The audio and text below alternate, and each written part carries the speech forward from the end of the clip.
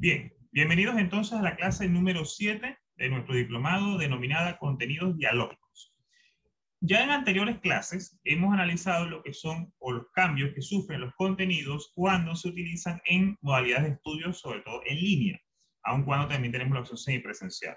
En este sentido, habíamos dicho anteriormente que los contenidos no pueden ser automáticamente pasados de la presencialidad a la virtualidad, pues sus características no siempre dan respuesta a las necesidades del estudiante. Para en ese momento planteamos que podíamos, cuando estamos en este proceso de adaptación, podíamos tener tres estrategias, podemos abordarlo de tres puntos de vista. Por un lado, mejoramos el contenido, lo enriquecemos para que tenga mayor cantidad de información, pero sobre todo para que se explique mejor la información y sobre todo sea accesible al estudiante, compensando la ausencia de la explicación didáctica que usted suele hacer en clase presencial. Esa sería la estrategia 1. La segunda estrategia es utilizar este contenido como parte de una dinámica que permita, una vez más, compensar la ausencia del docente explicándolo. En este sentido, por ejemplo, utilizar el material dentro de un foro donde se discuta el contenido o donde se pueda ampliar o extender integral sobre los elementos que allí falta por explicar para que se pueda complementar esa dinámica. Y la tercera opción, por supuesto, era producir contenidos desde el punto de vista audiovisual, en donde el docente grabase la clase, grabase su exposición didáctica, acompañada, por supuesto, de la explicación o de la presentación, casi siempre de diapositivas en ese aspecto. Desde ese punto de vista, eso sería, digamos, el paso general en cuanto a la producción de los contenidos. Ahora bien, cuando pasamos a la siguiente etapa, cuando ya tenemos definido qué voy a hacer con los contenidos, o cuando decidimos producir nuevos contenidos, debemos estar centrados en qué características deben tener en función de lo que va a ser el ámbito donde van a ser utilizados. ¿A qué me refiero? Un contenido que se utiliza en plataforma debe ser accesible, debe estar disponible en diferentes sitios en donde el estudiante pueda fácilmente ingresar y pueda visualizarlo. Inclusive, no solamente que no requiera necesariamente una descarga, por ejemplo, sobre todo pensando en estudiantes que utilizan sus datos o su móvil para acceder a la información. Desde ese punto de vista, existe una cantidad interesante de repositorios, de páginas web, que usted puede crear una cuenta y subir el archivo y automáticamente lo transforma. Si son presentaciones de documentos, por ejemplo, lo suelen transformar al formato web. Esto significa que el contenido, que su presentación, su guía, puede ser compartida vía enlace o también puede ser insertada como parte de una página, un blog o un aula virtual. Si estamos hablando de videos, también tenemos una serie de repositorios en donde usted puede subir, cargar su video, incluso algunos permiten grabar en vivo el video que es la clase que usted va a presentar y luego compartirla también, la transforma en un formato que sea accesible y que puede ser visualizado desde una PC, desde una tablet, desde un móvil, por ejemplo. En este sentido es importante que esos contenidos que vamos a producir también tengan como parte una intención o mejor dicho una estructura concebida antes de generarlo. ¿A qué me refiero? Ya el contenido no solamente es un grupo de información, un conjunto de información que usted va a presentar. Ahora es básicamente la clase. Es decir, sobre todo cuando hablamos de educación en línea, cuando hablamos de educación virtual, los contenidos o los recursos que le solemos colocar al estudiante tema por tema o componente o un trozo, una parte de ese contenido, de ese tema que queremos desarrollar, básicamente ese contenido se transforma en la clase, casi siempre.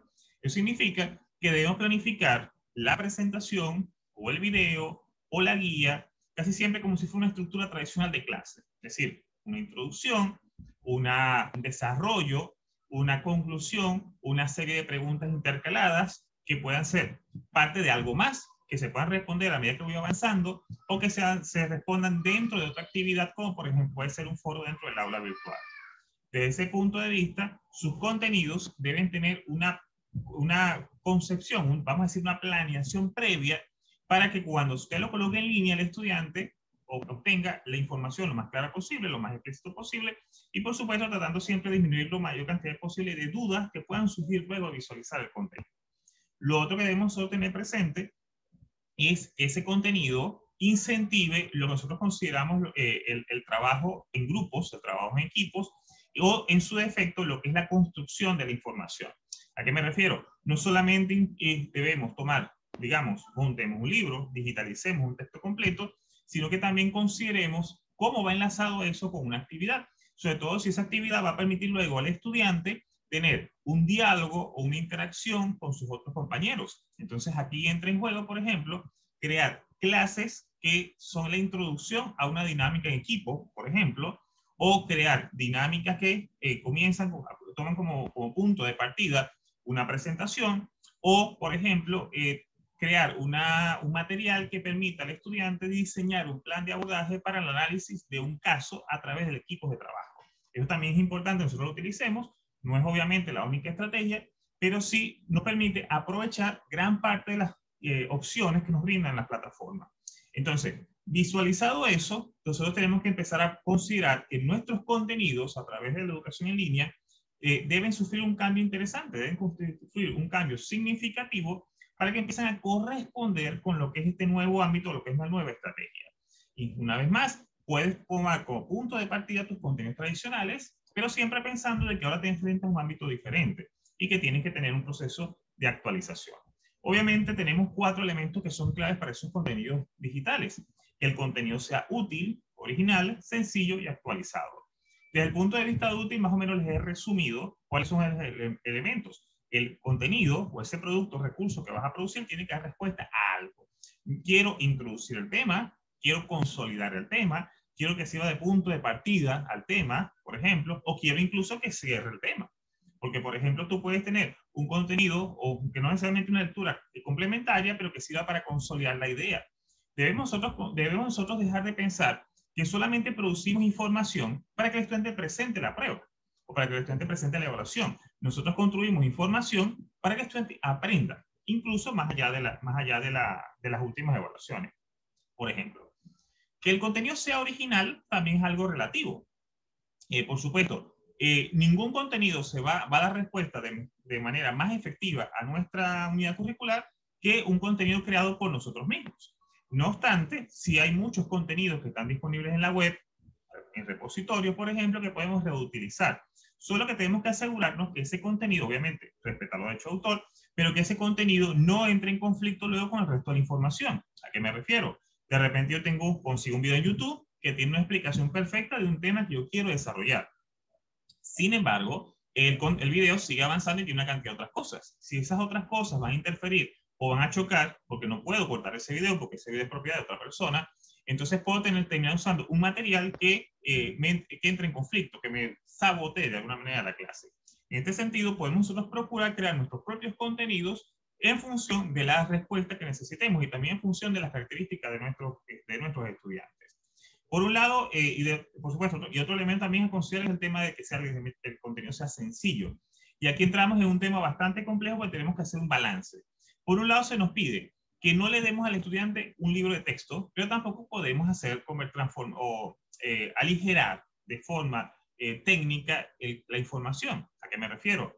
Hay aspectos que son propios del perfil del participante, que son propios del perfil del profesional que estamos formando, y bajo ese criterio hay momentos donde tenemos que mantener cierto lenguaje técnico o cierto lenguaje especializado. Eso es imposible de evitar, o sea, no podemos suavizar algunas cosas. Lo que sí debemos tener presente es cómo hacer digerible el proceso. En este sentido, obviamente, una de las recomendaciones, y tiene mucho que ver con la construcción, en este caso es partir de lo que el estudiante sabe. Partimos de lo que el estudiante sabe, vamos haciendo construcciones, podemos utilizar herramientas como las metáforas, por ejemplo, y vamos haciendo la transición o la transferencia del punto de partida y de lo que el estudiante conoce por asignaturas previas o por su mismo perfil, hasta que obtenga el manejo de los elementos especializados de nuestros contenidos. De ese punto de vista no es muy diferente a lo que deberíamos estar haciendo en presencial, solo que acá nos toca hacer un material que sea incluso más autosuficiente y autodidacta desde el punto de vista de que el estudiante va a estar solo. Finalmente, la actualización. Nuestros contenidos deberían estar o deberían corresponder a las necesidades actuales y sobre todo a la pertinencia del tiempo en que se utiliza.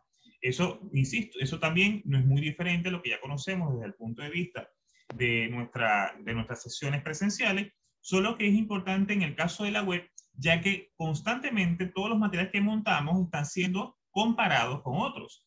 Recuerden que todo lo que montamos nosotros en Internet está propenso a aparecer en búsqueda, resultados de búsqueda, y constantemente eso va a estar estando referenciado o está dando respuesta a ciertas personas que están buscando esa información.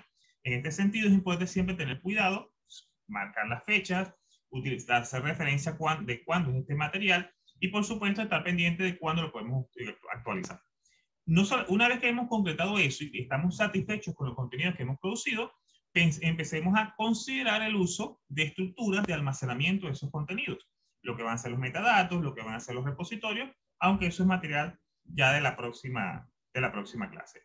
Finalmente, para concretar, están los elementos claves para que ese contenido lo podamos considerar efectivo, desde un punto de vista de la motivación que motive al estudiante a aprender, que se adapte a los aprendizajes de cada alumno, que podamos abrir una puerta a la exploración de los contenidos que vamos a abordar o el tema que estamos trabajando, que son las competencias de la reflexión mediática, el desarrollo de habilidades sociales, el desarrollo del pensamiento lógico-matemático, por ejemplo, y que facilita la explicación y la comprensión. Pero más importante aún, y esto es clave, es la división que luego van a tener esos contenidos. ¿Qué ocurre?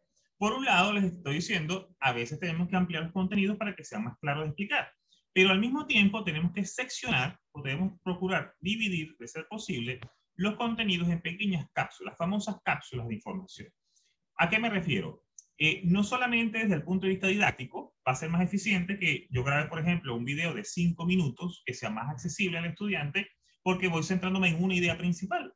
Igual pasa con las presentaciones. Tengo una presentación de 35 láminas. De repente sale mejor que yo las divida en 12, por ejemplo, en las presentaciones de 12, porque así cada una es un tema, cada una es una idea y las puedo ir relacionando. Y como el aula virtual me permite que yo las distribuya en diferentes etapas o en diferentes formas de presentación, obviamente el estudiante va a poder asimilar de forma clara cómo va a evolucionar el contenido, qué va primero, qué va luego y por qué ese orden es importante para el aprendizaje. Pero además de eso, también debemos tener en cuenta la posibilidad del acceso del estudiante a ese contenido. Me refiero, podemos sentarnos y grabar una clase de 45 minutos, hora y 30, y ahí grabaríamos toda la clase, por ejemplo, de una unidad temática. Pero eso desde el punto de vista del acceso no sería favorable para un estudiante que, por ejemplo, accede una vez más con sus datos, una vez más con el dispositivo móvil.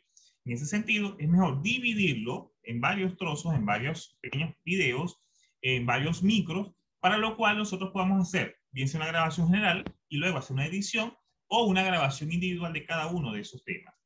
En este sentido, esa información lo va a ser mucho más fácil de digerir, mucho más fácil de compartir y mucho más fácil de reutilizar inclusive. Porque también tenemos que empezar a considerar que estos contenidos que estamos produciendo para la web pueden ser luego utilizados en otros ámbitos. Y si los producimos de forma tan general y vamos a decir de forma autosuficiente, que puedan ser compartidos, puedan ser reinsertados, perfectamente un contenido que es principal, un módulo, puede luego ser complementario en otro. Y lo hemos visto, por ejemplo, en nuestro diplomado con los módulos técnicos del luego 1 de cómo se trabajan los foros, las tareas, etc.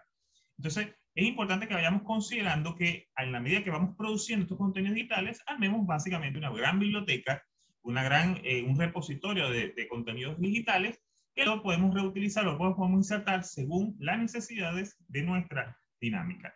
Finalmente, lo más importante, el aprendizaje es la clave para la producción de contenidos que estamos haciendo, como todo lo que es nuestra práctica docente y nuestra planificación de la enseñanza. En este sentido, el contenido debe obedecer a los objetivos, a las competencias que queramos desarrollar. Solo que debemos nosotros tener presente que estamos ingresando a un nuevo medio, a una nueva forma de visualizar la información, en donde ya no existen modalidades, programas, por unidades curriculares, sino que vemos el aprendizaje como un evento multimodal.